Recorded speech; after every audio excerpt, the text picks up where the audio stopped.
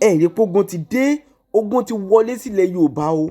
Àwọn Fúlàní wọ́n máa kó wa lẹ́rú ẹ̀ wo bọ́n ṣe gbé bá Gani Adams ṣe pé lórí bọ́n ṣe pé wọ́n ní kù ní bá Gani Adams ṣe ń yọ ẹ wo ẹlòmíín kọ́lẹ̀ tí máa gbọ́ ẹ wá nǹkan kẹ́ fìdílé kẹ́ wá gbọ́ nǹkan tí àwọn bọ́dà wa bọ́n ṣe fi ìpè àti ọ̀rọ̀ ránṣẹ́ sí ibà Gani Adams.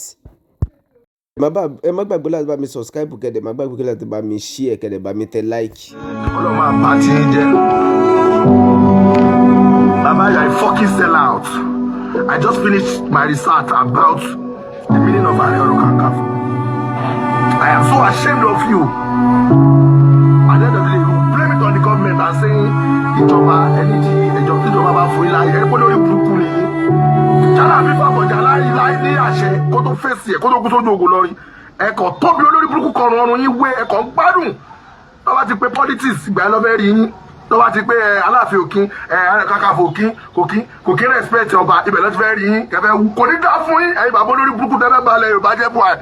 Táwọn Fúlàní bá lè fi gbalẹ̀ wa successfully táwọn Fúlàní ìwọlé tóbi kíni àti ní bandit lájà gbọ́dọ̀ àrí bandit lágége ẹ̀yin olórí burúkú àgbàyà òfò yìí torí pé owó tẹ́fẹ́ gbà nítorí ẹ̀fẹ́ gun escalade ẹ̀fẹ́ ṣọ́ epo Ààrẹ Ọ̀nà Kakanfò ń ṣọ́ epo Ààrẹ Ọ̀nà Kakanfò ṣọ́ ó máa ń ṣọ́ epo ẹ báyé OPC yẹn jẹ́ ẹ báyé kiri yẹn jẹ́ ẹ lọ wo àwọn APC wọ́n dẹ̀ gbàdúgbò òṣìkàlẹ̀ sádùúgbò they cannot do anything for themselves. Sunday Igboho mo ń bẹ̀ yín for the last time ẹ jọ sá ẹ jọ mo ń bẹ̀ yín torí mo nífẹ̀ẹ́ yín gan gbogbo kí n tẹ́ máa ń sọ ọ́ máa sọ pé tíjọba bá lè fún wa láàyè àwa ò fẹ́ àyè ìjọba mọ́ àfẹ́ àyè ìjọba mọ́ bá. ẹ má kí n dóònà pẹnu mo kí brọ́dà mi pé okun àtótó ẹnu akínní ọmọ ọkọ Yorùbá dẹ̀ ni àmọ́ ṣá bí nǹkan yẹn ṣe ń jó lára òun ló ṣe sọ̀rọ̀ mo láyọ̀ láti sọ fún brọ́dà mi ẹ bá mi táàgì ẹ̀tẹ̀ bá mọ péjẹ tàbí kẹ ẹ bó fídíò ìkólọ́fà kó débi tó yẹ kó dé tó á lè kan òun náà lára ara ti wá gbóná ju ti brọ́dà mi lọ lánàá brọ́dà mi tó sọ̀rọ̀ yìí tó ṣépè f'Ààrẹ Ọ̀nà Kakanfò ó ṣépè f'ọba ó ṣépè fún pírẹsidẹ́ǹtì ó ṣépè fún mi náǹfààní àti pílẹ̀ ẹ̀tọ̀ torí dátà ó ṣépè fún everybody ara tiwa ó gbóná jẹlé lọ lánàá àwa mọ̀ pé tí wọ́n bá finish ara wọn tán lókè ọya ilẹ̀ Yorùbá náà ń bọ̀ olóyè Sunday Igboho dìde pẹ̀lú akin kí ni wọ́n fi san fún Ààrẹ Ọ̀nà Kakanfò lóògùn ọ̀fẹ́ èmi ò bá wí bí ò ṣe tí ìgbégbèsè rẹ̀ ọ̀rọ̀ tí mo fẹ́ sọ lẹ́yìn ọlọ́gbọ́n nìkan ló lè gbọ́ ọ̀mọ̀ràn ló lè mọ̀ mo mọ̀ pé gbogbo ẹ̀yin tẹ́ ń fọ́lọ̀ mi ọlọ́pọlọ ní ọpọlọ yín ò dẹ̀ lọ olórí pípé ni yín. Okay, for example Ààrẹ Ọ̀nà Kakanfò tẹ́yìn rò pé Ààrẹ Ọ̀nà Kakanfò jẹ́ yẹn ṣé Yorùbá ló fi jẹ́ ni àbẹ́yìn ti gbàgbé pé gbogbo àṣẹ àtagbára Yorùbá ó ti wà lọ́ndà gọ́ọ̀mẹ̀ntì broda mi mo fẹ́ kó o ní tẹnugbó bí ọwọ́ o ní jìyà ìmọ̀dí a mọ̀ pé gbogbo ala máa kú tó bá délé ẹni máa kú ẹni máa ṣẹ́kù ó dó dájú bẹ́ẹ̀ wàá ní bá wọn kúkú ọ̀wọ́ wò gbogbo ẹ̀dá tó bá ní ká kú gbogbo wọn aṣáájú wa kú ọ̀rọ̀ bí ẹkún ní wọ́n lé gbogbo wọn àṣẹ àtagbára ẹnu ọba ẹnu ìjòyè federal government kìnnì kan nílẹ̀ Yorùbá àṣẹ àtagbára ó ti wà lọ́ndà federal government ṣé ẹ mọ̀ pé àwọn kan ló ń fọba jẹ Ifá ò mọba mọ́ brọ́dà mi so mo lọ gbé láti ilẹ̀ ní ibi tí wọ́n ti rò pé Ààrẹ Ọ̀nà kó ti gbọ́ ta kó ti ṣe kakakaka for your information tí Ààrẹ Ọ̀nà Kakanfò tí ò bá gba approval lọ́dọ̀ ìjọba pé go and do this for your tribe tí ò bá gba information kò lè ṣe nada nítorí pé àṣẹ àtagbára Ààrẹ Ọ̀nà Kakanfò under federal government ló wà broda mi àṣẹ ẹnu ọba gan yóò ló ti rí káwọn ọba kan bọ́ta kí wọ́n pàṣẹ bó ṣe yẹ kán pàṣẹ federal government ló ní gbogbo nǹkan wọ́n ti kó gbogbo nǹkan sí kàwọ́ federal government àná làwọn bàbá wa jẹ́ pé àwọn ọba ti tàná ló ṣe pé ọ̀dọ̀ wọn làṣẹ àtagbára wà tó ṣe pé ọba gan àwọn federal government wọ́n máa ń gbárí fún wọn ní ibi tí wọ́n bẹ̀rù àwọn ọba dé lánàá for your information generation táwọn ń bá lọ àṣẹ àtagbára under federal government ní gbogbo ẹ̀ wà o ò lè sọ pé wọ́n fi ẹ́ joyè àwòdì kan ló bá ń sáré ṣe gbàgbàgbà nílùú wọ́n á tún padà tì ẹ́ mọ́lé ẹ̀ padà sí gbàgà ni ṣé ẹ̀dẹ̀ mọ̀ pé ojú tó ti rókun tó ti rọ́ṣà tó bá rí alagbalúgbó omi á bẹ̀rù kì í ṣe pé kò ní bẹ̀rù kóró mi ìṣẹ́pẹ́ gan ẹ̀rù má bà èèyàn tó ti lọ sẹ́wọ̀n tó ti dé òun ni Ààrẹ Ọ̀nà Kakanfò. Èmi náà ti sọ̀rọ̀ lórí Ààrẹ Ọ̀nà Kakanfò pé oyè wo ni wọ́n jẹ wọ́n fi wọ́n joyè àwòdì wọn ò lè gbẹ́dìyẹ. Àmọ́ ṣá tá a bá ro 36 wa tí gbogbo wa lè digest kan nínú ọpọlọ, tá a lè fojú fíù nǹkan, tá a wo wájú, tá a wo ẹ̀yìn, tá a wo ọ̀tún, tá a wo òsì, tá a wò ó pé ṣé Yorùbá sì ń jẹ́ Yorùbá? Níbo ni wọ́n kó Yorùbá sí? Àwọn wo ló ń ṣàkóso Yorùbá? Àwọn wo ni wọ́n jẹ́ alágbára fún wa? Gbogbo alágbára ilẹ̀ Yorùbá ọ̀dà federal government náà wà, for your information. Àṣírí ọ̀rọ̀ lẹ́gbẹ́ lẹ́nu Fákànyìnsọ́lá Ọ̀ṣuníkẹ̀lẹ́ ni o. Ókè Ààrẹ Ọ̀nà Kakanfò kó sáré dìde, wọ́n ti gbá pa àṣẹ léhun lọ́wọ́ kó wọnú igbó lọ, kó máa lọ pa kúkúrú, kó pa gígùn, kó pa dúdú, kó pa pupa.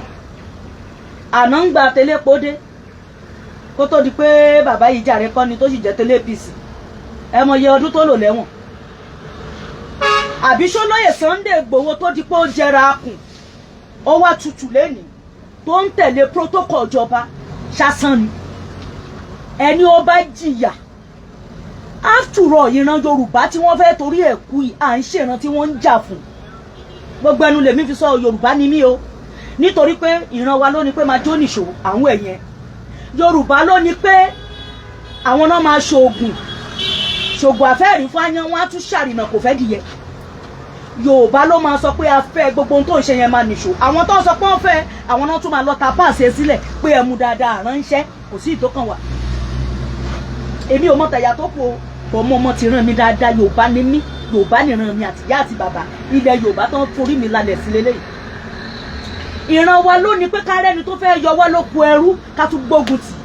Ẹ wò dààmú tẹ́ Ṣólóyè Sunday Igboho, Ààrẹ Ọ̀nà Kakanfò lóògùn ọ̀fẹ́ ẹni ẹlẹ́ni. Ṣé ẹ mọ̀ pé lánàá ní Ààrẹ Ọ̀nà Kakanfò inú igbó ni wọ́n ń gbé? Generation tá a wà yìí, Àjà, Lẹ́kì, Ìkẹjà, inú èsì l'Ààrẹ Ọ̀nà Kakanfò tèmi ń gbé. Ó dẹ̀ gbọ́dọ̀ fọpọlọ sí nítorí pé kí ni? Kò sẹ́ni tó fẹ́ kú. Ṣé torí ẹ̀yin wọ̀nyí náà tẹ̀ fẹ́ kú fún? Ẹ̀yin wọ̀nyí tá a pèpè forílẹ̀-èdè Yorùbá kó tó di pé wọ́n ń pa yín, wọ́n ń ṣe yín bí bàtà ṣe ń ṣojú, tí wọ́n ń dà yín láàmú iṣẹ́ bá ti pèpè ní 2019, 2020, 21 tí Yorùbá nation hit. Ẹ náà fẹ́ kówó jẹ ni, a fẹ́ dógun sílùú. Olóyè Sunday Igboho fẹ́ dàlúrú ni, ó fẹ́ bàlí jẹ́ ni, àwọn ò fẹ́, kò ń ṣèjà wa ló ń gbè, owó ló fẹ́ kó jẹ. Ó yẹ ẹ wo bí tẹ́ ẹ bá dé nsìn. For your information, ẹ tí ì rí nǹkan kan lẹ̀ Yorùbá. Ìyí tó ń bọ̀ kọjá yìí tí wọ́n sì ń wọ skul lọ́kọ́ mọ́, nítorí pé awífúnni kó tó dání àgbàjákadì ni. A sọ fún yín lánàá o, ẹnu ó lè ní wá, kò tiẹ̀ sí ohun tẹ́ẹ̀ tí ẹ̀fẹ̀ mi kọ́lífà. Ìgbà yẹn lèmi náà lórí mi ò pé lọ́pọlọ mi ò ṣiṣẹ́ tí mo lè dẹ̀ ha bojú ńgbà yẹn. But bí mo ṣe dẹ̀ ha bojú, àwọn gbarúmọlẹ̀ kó sínú mi, mo jà fúnra mi takuntakun. Gbogbo ohun tẹ́ ẹ sọ lẹ́dẹ̀ ń ṣe ni kò tiẹ̀ mú fún mi ìdí báyìí, nítorí pé ìran mi jẹ mí lógún gan. Àmọ́ ṣá àwọn karambani kan wà nínú ìran mi tó yẹ pé àwọn ẹni ẹ̀ ń jírí, ẹni ẹ̀ ń jíkọ, ẹni ẹ̀ ń jírí padà lọ sùn ní wọn. Ìran mi ló ní pé ọmọ wa ni, ọmọ ẹni ò ní ṣèdí bẹ̀bẹ̀rẹ̀ ká fìlẹ̀ kẹ̀ sí di ọmọ mi. Ọ̀gbẹ́ni tún di ẹ̀ ṣe tí Yorùbá bá ti ń sà ẹ̀, tí Yorùbá bá ń rí jẹ níbì kan, ọmọ máa hèlì ẹ̀, ọmọ máa sọ fún ẹ pé àwọn tó ṣe dáa, tó bá kù díẹ̀ káàtó àwọn náà máa tún dojú ìjà kọ ẹ́. Wọ́n máa bẹ́ ẹja tó dé sẹ́yìn pé wàá máa wò bá àbáwọn tí wọ́n wà lẹ́yìn ẹ̀ lánàá kọ́ ni ìran Yorùbá ló ń jẹ́ bẹ́ẹ̀. Ìgbà tẹ wá tí brọ́dà mi sọ pé Ààrẹ Ọ̀nà Kakanfò kó bọ́sà kó máa lọ ṣiṣẹ́ ṣorí nítorí tiwa ló ṣe é ṣe gbá, ló ṣe é ṣàwo. Ààrẹ Ọ̀nà Kakanfò tí wọ́n gbé fún bàbá yìí, federal government ló fi wọ́n jẹ. Wọ́n lè gbà lọ́dọ̀ Aláàfin ti tàná o, agbára àtàṣẹ ọwọ́ federal government ló wà. Kò sí ohun tí alágbára kan lè dá ṣe lẹ́yìn federal government, nítorí pé tó bá délẹ̀, ìgbà tó ń gbólóyè Sunday Igboho tán lọ tì í mọ́ gbaga, ṣáláyé ò bá yá sùn, olóúnjẹ ò jẹun. Èmi tí mo jókòó ṣé mi wà sí ṣọ́ọ̀bù, ṣé mi look fine. Òun ló fi jẹ́ pé tó bá délẹ̀ ó máa kù wọ nìkan, ní tó bá dojú kọ ẹ́, tó bá kọjú sí ẹ kó o ta, tó bá kẹ̀yìn sí ẹ kó o ta, tó bá kù wọ nìkan kó o dèrò ara ẹ pa. Àwọn ọba wa làwa rò pé wọ́n máa dìde, tí wọ́n máa dìde fún wa. Àwọn táwa náà ti wá rí pé àṣẹ àtagbára ọba gan ó ti wà ní under federal government.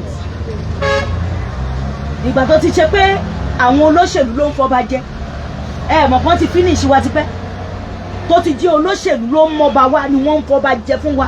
Ìgbà yẹn ló ti yẹ kí Yorùbá ti sọ jí pé kí ló ń ṣẹlẹ̀.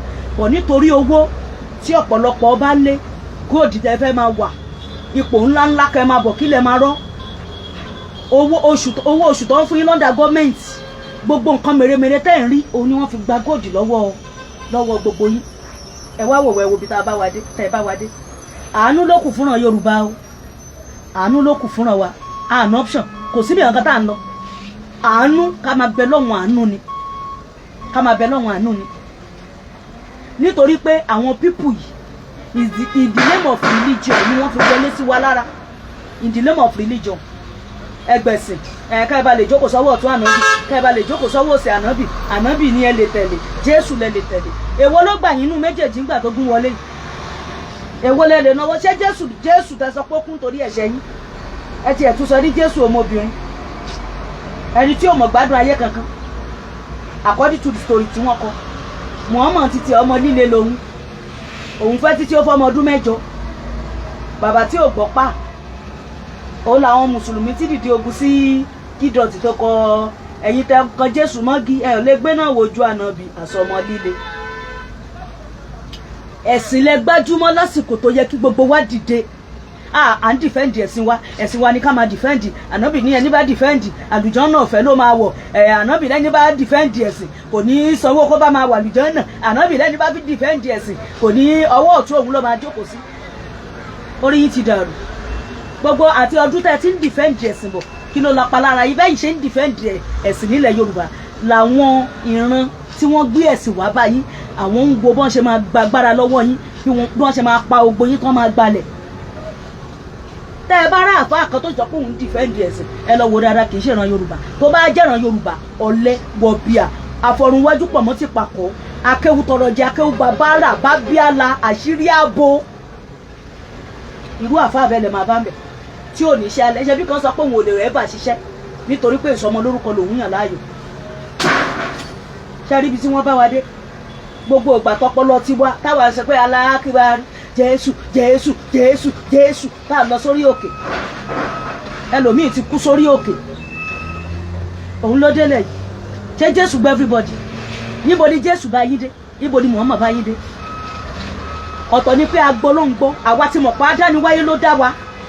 Ìsẹ̀mí tá a lò láti inú oyún kò sẹ́ni tó lè sọ tọ́kílẹ́sọ̀ kẹ́nìkan á sọ wípé ibìkan mo fẹ́ lọ dé sí láéláé. Àwọn Lárúbáwá ní fàwọ́ àrọ́dù, èmi náà máa kéwú díẹ̀ kó tó di pé mo di gbarúmọlẹ̀. Mo kéwú gan kí n tó di gbarúmọ àbí fàwọ́ àrọ́dù kọ́ lẹ máa ń pè irọ́ lásán Lárúbáwá lẹ̀. Níbo là ń lọ? Orílẹ̀-èdè yìí la ti ń gbàdúrà jù. Àwa ni là ń ṣe gbogbo nǹkan là ń ṣe ní kólekólekóle. Ìyà náà la padà ń bá bọ̀ díẹ̀ o. Ìyà la padà ń bá bọ̀ nídìí ẹ̀. Kí wá lọ́nà àbáyọ? Ọ̀nà àbáyọ tá a ní ni àánú kọ́lọ́n fi àánú. Wú ti ṣì ta ló bí ẹ tí ò rọ ẹ pa ń kéke? So ibi tẹ́mi gan bá yẹ tèmi dé yìí. Ibi tí mo bá yẹ tèmi dé yìí èmi ò kún torí ìran Yorùbá o. Èyí tó bá ti ṣe é ṣe a máa ṣe, èyí tí ò bá ti ṣe é ṣe kájí ó gbélẹ̀. Gbogbo bí wọ́n bá darí wa dé tó bá tásìkò àánú á lé wa bá. Níbi tá a bá dé yìí ló mọ gìrìgìrì a ti ṣiṣẹ́ sẹ́yìn lánàá. Kò sórúkọ tẹ́yìn mùsùlùmí olórí burúkú ẹni òfò ẹni ọkùnrin kò sórúkọ tẹ́ ẹ̀ pè wá. Ọlọ́run wá bá wa yà wá tí wọ́n ń tú àṣírí gbogbo ohun tó wà nínú Kùránì. Ẹ wá sọ pé rọ́ ni wọ́n ń pa, kò sí rọ́ǹbẹ̀ òótọ́ ọ̀rọ̀ ní ẹ̀mẹ̀sì bàbá sallallahu alaihi wasallam wà á pẹ́ fún wa o. Olówó Èkó Àkànbí ọlọ́ba ìyálájẹ́ bàbá gbogbo yín ẹ pẹ́ fún ẹ pẹ́ bí pẹ́pẹ́ ṣe ń pẹ́. Gbogbo àwọn tán bá ń tíráàkì wọn àfọmọdì láṣẹ Èdùmàrè orí bí òṣèlú. Èmi ò sọ ju yín lọ torí dátà o. Èmi ò lówó dátà mi mo rọra ṣe níwọ̀nba. Ire o ẹni bá fẹ́ máa support mi lórí dátà ẹ lọ sórí DM mi 091 63 65 81 72 WhatsApp number mi ni ẹ bá mi sọ̀rọ̀ ńbẹ̀. Ó dàbọ̀. Mo kí gbogbo ọmọ ọkọ Yorùbá ní gbogbo ibi tí ọwọ́jà ètò tèmi ìbádé pé a kú ọjọ́ méjì mẹ́ta kan ọdẹ odò ìlú àníròǹgbé sọnù bí ò ṣe bí ọmọ. Èmi ọmọ yín náà ní Fákànyìn Sọ́lá Ọ̀ṣúnìkẹ́ Àṣàbí Àdè ọmọ Yorùbá tọrọ yìí aka Ọ̀ṣúnìkẹ́ Ìgbòho Òòṣà. Mo kí gbogbo ẹ̀yin ọba wa bẹ́ẹ̀ ni mo kí jòyè. Mo kí ẹ̀yin àfa ẹ̀yin àlìwúlà mọ́ wàrà sátú àdìyáyì gẹ́gẹ́ bí wọ́n ṣe máa ń pè yín lánàá. Ìwà mọ̀ bóyá ǹjẹ́ bẹ́ẹ̀ lónìí. Mo kí ẹ̀yin pásítọ̀ pé hallelujah o àdúrà gbogbo wa gbà. Mo wá kí àwọn bàbá mi tí wọ́n jẹ́ àwọn ọmọ Gbarúmọdẹ̀ pé ẹ̀làbọ̀rú ẹ̀làbọ̀yè bọ́ ṣíṣe ogbó atọ́ asúrèṣẹ́ ìwòyìnwò fún ìran ti tèmi nìyẹn, ìpìlẹ̀ ti tèmi nìyẹn, ibi tèmi ti wá ni àwọn tó ń ṣẹ̀dá mi nìyẹn. So ojú òní ti wà á ṣe é ṣe fún ayé wa kò ní yẹlẹ̀ láṣẹ Èdùmàrè. Àwọn ọmọ ọkọ Yorùbá àtàtà mo rí pòsì brọ́dà mi kan tó ṣe pé ọ̀rọ̀ yẹn ka lára gan bọ́rọ̀ yẹn ṣe dùn ló ṣe sọ̀rọ̀ tó dẹ̀ ṣe pé báyà bá ṣe sọ pé bí nǹkan ṣe ń jóun lára lèèyàn ṣe fẹ́ gbìjà Yorùbá, èèyàn máa padà pàdé àgbákò, ó máa padà pàdé ẹ̀tẹ́, ó máa padà pàdé pé ta ló rán iṣẹ́ yá tó o bá ṣe pé bí ara ṣe ń pa ẹ́ bàtà wá dìde lánàá kò sí ohun tí wọ́n sọ tán fáwa, kò sí ohun tó ń sọ tán fún wa. Mo wá kí olóyè Sunday Igboho ṣà ẹ̀kan ọkọ̀ Fúlàní àlẹ́ ń bọ̀ lẹ́yìn Jagunlabi lára wájú ẹ̀kúta gbègbè rẹ̀ níjà ìmọ́lẹ̀ ilẹ̀ Yorùbá ògùn adúláwọ̀ ojú òní tiwa. Mo kí bàbá wa Gani Adams Ààrẹ Ọ̀nà Kakanfò lóògùn ọ̀fẹ́ gbogbo wa la máa délẹ̀ lérí láṣẹ Èdùmàrè kí n má dòónà pẹnu. Mo rí fídíò yẹn bó yẹn sọ̀rọ̀ ó ṣépè fọ́ba.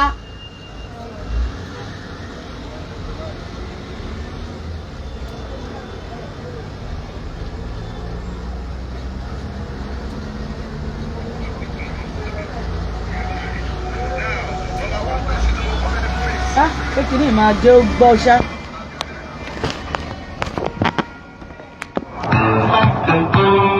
HFF speaker, best quality, best sound. Bluetooth mount.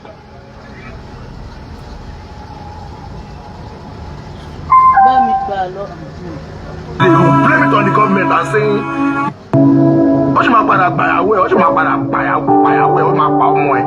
Ikú tí o ti pààyàn sí sókè òkúkú yẹn báyìí. Now, number one person tí mo kọ́ fẹ́ face is Ààrẹ Ọ̀nà Kakanfò, ọ̀pọ̀ ẹ̀dá Kakanfò, that's Gani Adams.